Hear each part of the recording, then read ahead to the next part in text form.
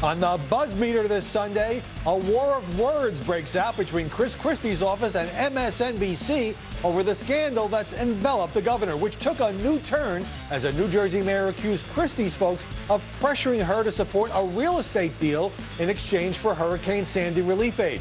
Christie's office calling MSNBC a partisan network that is gleefully attacking him. Is that true? He's also getting pounded by the rest of the press over the bridge scandal. New Jersey Governor Christie giving another apology today for that epic traffic jam reportedly orchestrated by members of his inner circle. For the second time in less than a week, New Jersey Governor Christie apologized to his constituents. Governor Christie now faces the ticking clock.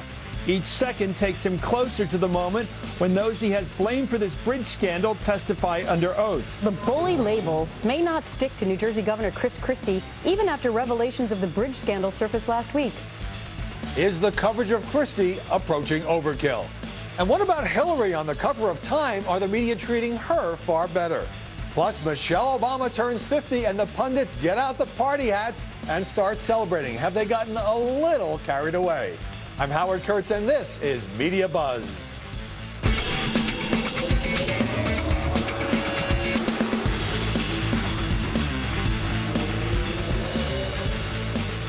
It started with that George Washington Bridge scandal, of course, but now almost everything about Christie and his administration is under journalistic investigation. MSNBC has been leading the charge, with Rachel Maddow leading with the story every single night. Okay. The most important thing that we knew before today about the Christie, New Jersey bridge scandal was this email. Today, the story of New Jersey Governor Christie and the apparently politically motivated shutdown of lanes onto the George Washington Bridge took a turn into Jersey City. The reason this photo is particularly awkward for New Jersey Governor Christie is because the guy he is interacting with in this photo, the guy in the dark coat and the white shirt and the red tie, is David Wildstein. Okay, say you are in New Jersey, and for some reason you want to go to New York.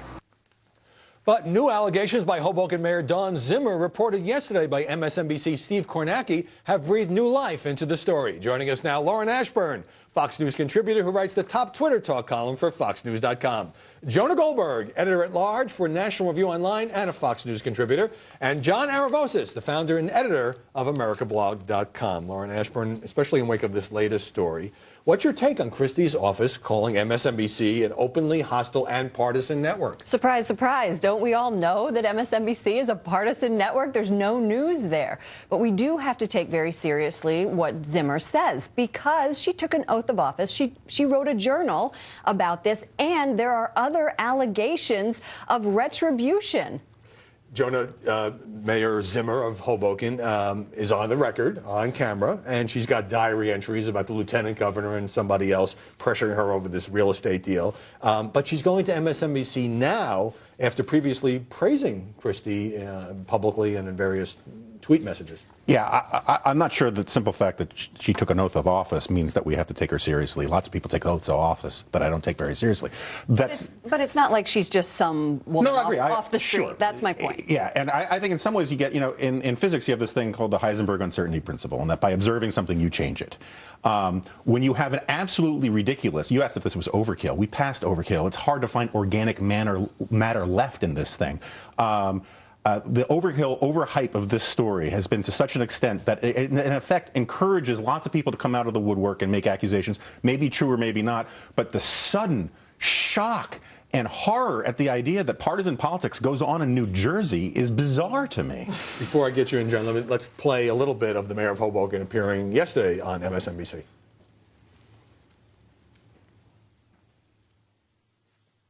The bottom line is it's not fair for the governor to hold Sandy funds hostage for the city of Hoboken because he wants me to give back to one private developer. Now, it's not just this. I mean, MSNBC's Lawrence O'Donnell produced an attack ad, an anti-Christie attack ad that he played as showing how other Republicans could beat up on him. So where do you stand on the MSNBC question and the overkill charge invoked by Mr. Goldberg here? Sure. I mean, I think as Lauren said, look, MSNBC's evening hosts are partisan, and they openly admit it. Having said that, Steve Kornacki has done some really good, I think, original reporting on this that's been quite valid.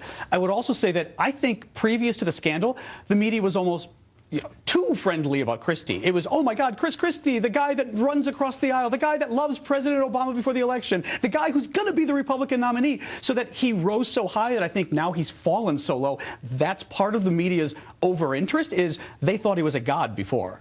Well, we also have the Jersey City mayor saying that he had a whole bunch of meetings initiated by Christie administration officials that were canceled when he declined to endorse Christie for re-election. That was also Dawn Zimmer not endorsing Christie for re-election, which he won by a landslide anyway. But what about this point? I'm wondering whether or not the media are distinguishing now, which previously, swooned over Christie, between plain old hardball politics and improper payback. Okay. I agree with Jonah. Jonah said, yes, this is politics of New Jersey, but he crossed a line. We're talking about potentially serial abuses of government power. There is no bigger story in news. I don't. Look, I mean, if you go to Google News and you type in Chris Christie and Watergate, you will get dozens of results, which is beyond idiotic. To compare a partial lane closure on the George Washington Bridge to Watergate is ridiculous. The state of Illinois... We could all agree that's ridiculous. Okay. I agree that's ridiculous. The state of Illinois has seen close to half of its governors since 1960 go to jail. None of them have gotten this kind of coverage. But they're not running for president. But the presidency is the issue with Christie, I think. That's what makes him such a high profile character. I agree. But it's, you said earlier that the evening hosts of MSNBC are partisan. I'm kind of at a loss to find a daytime one who isn't either. But that said, look, you know who isn't running for president is President Barack Obama, and he's actually the president. And I've seen nothing like the kind of passion and intensity that we've seen about Obama on TV.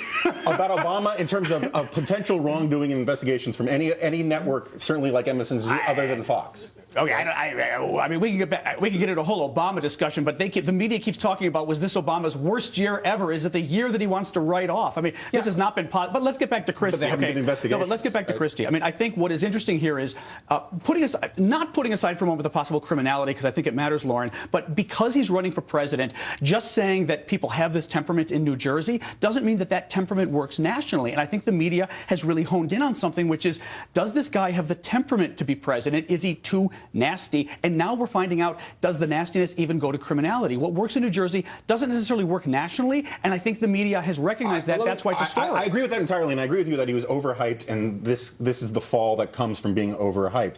At the same time, I think one of the lessons all Republicans should be taking from this is that most of the mainstream media has basically declared the race for 2016 has begun. These are the early vetting period of the primaries where they're going to go after and feed on Republicans in the way they don't against Democrats.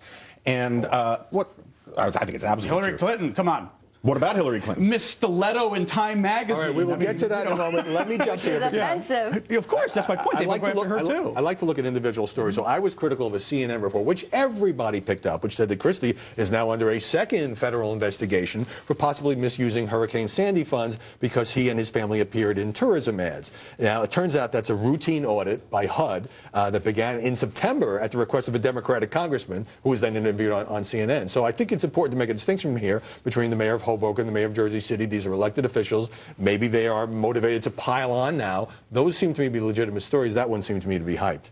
But none of them are national stories. That's my point. The idea that somehow the entire national press corps thinks that Chris Christie is the most important person in the land, Jonah. not a slow news week. He's the Democratic front runner. Lauren. It is. Republican front runner. He is Republican, the of course, chairman of the Republican Governors Association and has been seen as the front runner. I'm not saying that coverage hasn't been excessive.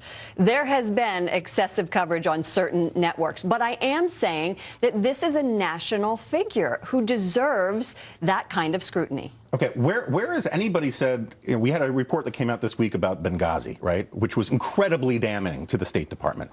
Where has been the drumbeat of reporters on Hillary Clinton's lawn saying, when are you going to comment? I think they've all been in Trenton searching through Chris Christie's garbage. Look, I agree with you. It's a real story. It's a huge scandal for Jersey politics. But the idea that this is a national story is bizarre to Jonah, me. There's a certain contradiction in your argument. We'll get to Hillary and Benghazi in the next segment.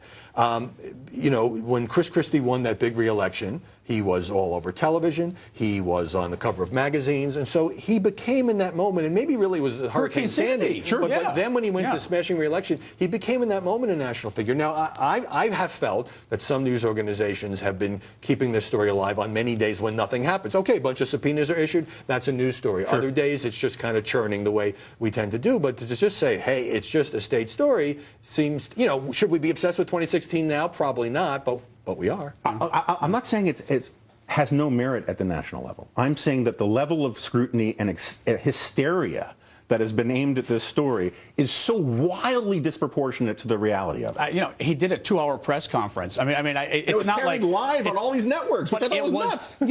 But Fox only carried an hour. An hour was plenty. Only an hour, but an hour is a lot. Yeah, I'm saying an hour is a lot, and an hour is a lot, and 2 hours could be seen as excessive. Right. It's a story. It's a story. It's absolutely a story. Come on, this is House of Cards playing out, right? This is big news. The guy is big news. Jersey politics is fun to cover. That's the one thing that can't be denied here. Now, on our program last week during our discussion of Chris Christie and the scandal coverage, Brit Hume, one of our panelists, made some news.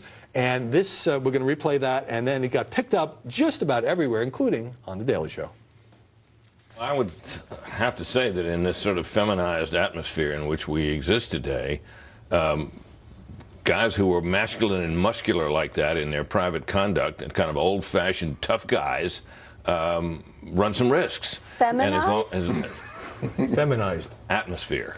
Feminized atmosphere? Well, of New Jersey? Feminized... The state whose chief exports are Axe body spray and lit farts? That atmosphere? Jon Stewart had a field day. And then Brit Hume explained further what he meant on the O'Reilly factor. It is a fact of our contemporary life that if you have that tough guy image, you speak bluntly, even sometimes rudely, especially if you take on certain interests, teachers union in Chris Christie's case, you do run the risk of being accused of being a bully. So the media perception of Chris Christie influenced by the feminized culture? It is a more sensitive culture than, say, 50 years ago or 100 years ago. However, the media loved this guy. Voters loved this guy while he was coloring inside the lines while being a bully. As soon as he colored outside the lines and started having actions that people didn't like, then all of a sudden it became okay to bash him. So you don't think it's the culture, you think it's the change in the way Christie is perceived? Because before, when he was a tough guy, in your face, get off the boardwalk, get off the beach. We loved him, but if you're too much of a bully, then people aren't going to like you. Jonah. Look, I think there's some truth to that. I think there's a lot of truth in what Britt said. I think if you get past the word feminized, you just talk about too sensitive a culture. Maybe feminized was the wrong word, but we definitely, in a country where kids are being sent home from school for making guns out of toast, we can say we have something of a too sensitive culture. One other variable, I don't think it's the only variable, is that Chris Christie was the guy who helped Barack Obama get elected, and the media loved that story. And now that he is... Love that story because he was seen as a guy who was putting the welfare of his state after this horrible storm above partisan politics. Yeah, look, I'm not disputing that. At least I'm sure that's the narrative a lot of people in the media told themselves that they loved about it. But that doesn't mean it's not part of the story. And now that he is a Republican looking at 2016, as what these guys have been telling us, it changes. I think the feminine argument is ridiculous. We've all become too feminine. It is bizarre. We all agree on that. What I think is interesting with Christie... We don't all agree, but go ahead. Oh, we don't? Okay, fine. But you think we become a little feminine? First of all, it's not feminine. It's called gentlemanly and good manners. Christie has a record on video, if you look on YouTube, that has been somewhat shocking to people. I have not just followed politics. I've worked in politics. I worked in the U.S. Senate for 5 years. You do not generally get into women's faces, point your finger, and yell at them if you are an elected official. It's not a really smart move in this country. That's not feminization.